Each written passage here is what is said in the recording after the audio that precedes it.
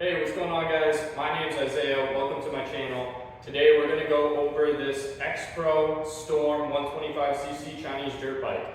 We'll talk about where I got it, how much it cost. We'll do a time lapse of me and my brother-in-law putting it together, and we'll kind of go over our first impressions and fire it up for the first time. Alright, so I ordered this bike from PowersportsMax.com along with an X-Pro X9. And I did that for two reasons. A, because I had ordered through them in the past and the experience was good then, and B, because the price was a little bit cheaper. Not much, like 20 to 50 bucks per bike, but it was enough to make it worth buying through them. If you are interested in buying from PowersportsMax, check out my previous video on the X-Pro X9. I go over everything there is to know about buying from PowersportsMax there. But in general, overall, my experience with them was good, and so I ordered through them again. So, what was the final delivered cost of this motorcycle? It was listed at $529, and shipping to northern Maine was $259.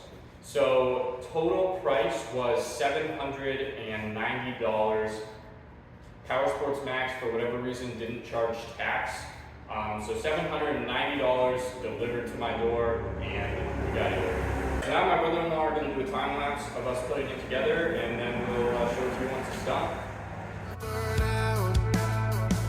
I found my stride, tried to bury the past, and I always took chances and always finished last. I know I was meant for something more than beaten, bloody, blacked out on the floor.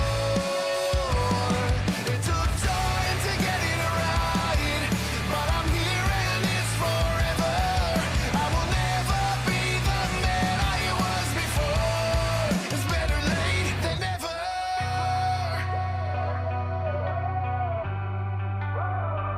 I've drawn a line, there is no doubt. If I cross it, I lose and I drown. I found my stride.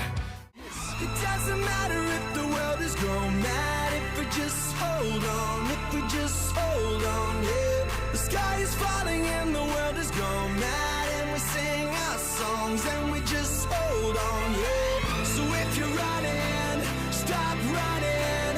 One life, one chance, start living.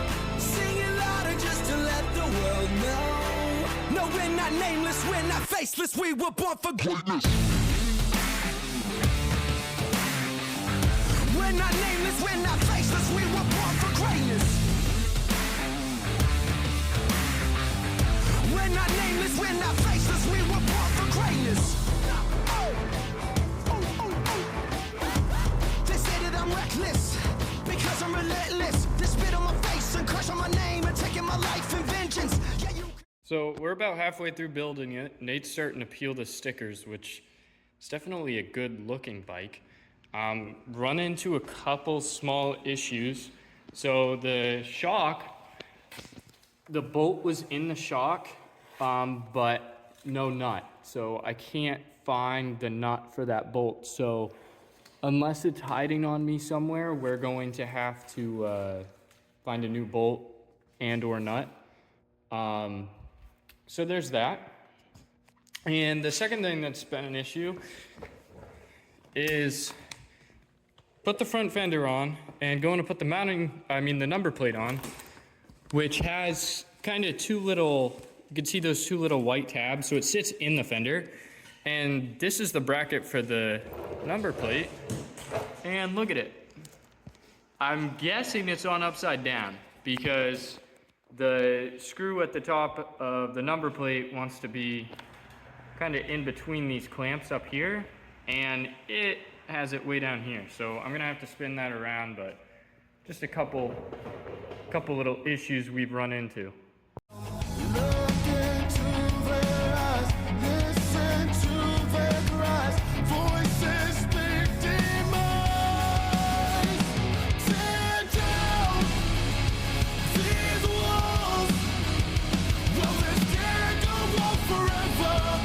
Something's gonna give, burn down, can realize.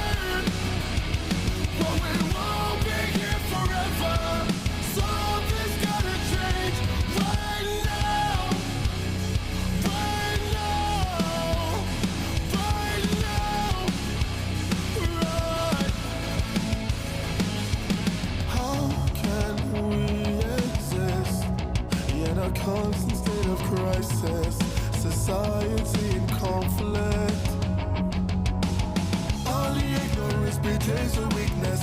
Too much pride to admit there's a sickness. Checking my phone for the 1000th time. Told me that you never wanted this to die. You disappeared without a trace. You never bothered to explain. You just walked away. All I wanted was an answer. All I needed was to know. Give me a reason. I need a reason. All those messages I left you, all those nights I stayed alone. Give me a reason, 'cause all that I hear is all I wanted was an answer. All I needed was to know. Give me a reason. I need a reason. All those messages. All right, so it's together mostly.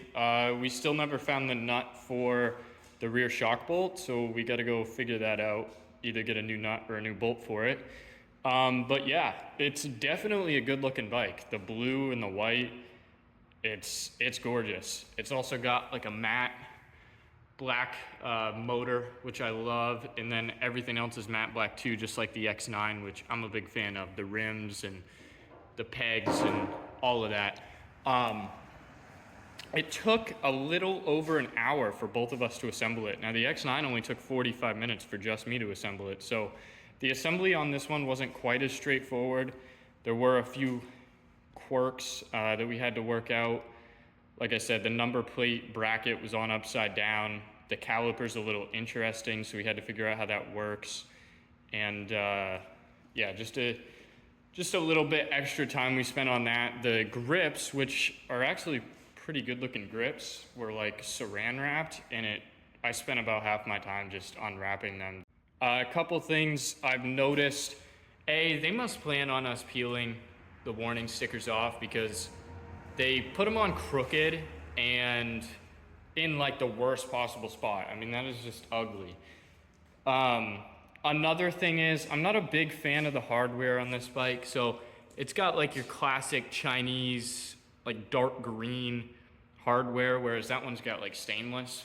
So I'm not a huge fan of that, but is what it is. The levers are like unbreakable levers, so they bend back, but they just feel, especially the clutch lever, like it just feels really chintzy. I'm just not a big fan of that. It does have the color matched frame, which is part of why it looks so good. The blue matching frame just pops. The exhaust on this one, I thought it was short on the other one, but it is short on this one. Did have a couple of damaged spots right out of the box. You got one there. There's some scuffing on the side of this fender. There's a couple scuffs right here.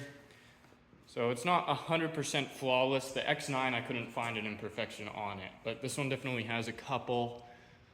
But overall, it's in good shape. It's nothing worth filing a claim over. It's definitely a good looking bike. All right, so we're gonna do the same thing we did last time with the X9. We're gonna put it up on the lift. We'll do an oil change. We'll check the tire pressure. And of course, we'll figure out that rear suspension bolt, and then we'll dump some gas in it and we'll fire it up.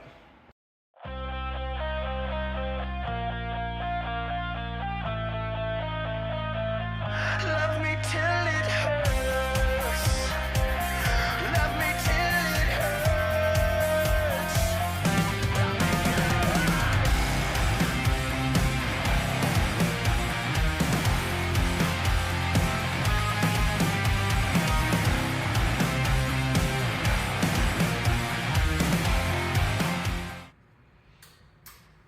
Oh, that was choked off.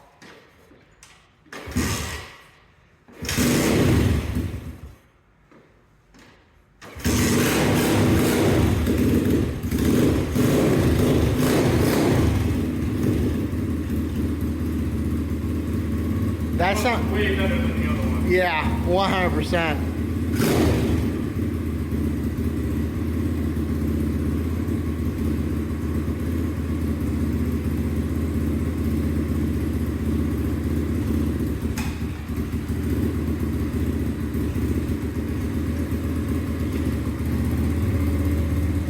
All right, well, there she is. Seems to run half decent anyway. took a few kicks, something interesting. The petcock is a little different than usual, so if you screw this all the way in, it shuts the fuel off. Screw it all the way out and fuel's on. So I was kicking it over with the fuel off. So that's something to keep in mind. The other thing is the chokes on these can be kind of confusing. So lever down is choke off. That'll push up on this and open up the airflow to the carb. If you push this lever up, that's choke on. So there it is. It's idling a little high, but we'll go and take it for a ride. I'll do another video on it shortly here, and we'll do like a first ride, and I'll kind of go over more of the specs on it. But there it is. If you guys have any questions, please drop a comment, and don't forget to like and subscribe. Thanks, guys.